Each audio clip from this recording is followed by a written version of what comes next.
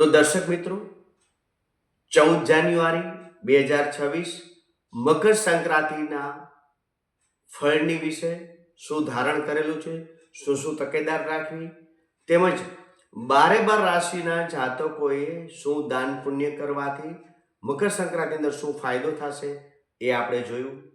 મારી નમ્ર વિનંતી છે કે આ મારી જે ચેનલ છે એને સબસ્ક્રાઈબ કરો અને પોતાના મિત્રોને, સગાવાલાઓને આ જે મારા મેસેજ છે એની રાશિ પ્રમાણે તેઓ જરૂરથી શેર કરજો.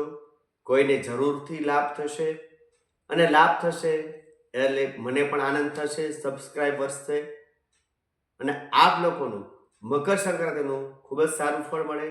દાન પુણ્ય કરો અને આધ્યાત્મિક રસ્તા પર આપ સબની ઉન્નતિ થાય એ દરેકની શુભકામના સાથે જય શ્રી ગણેશ. સર્વનું મંગલ થાઓ.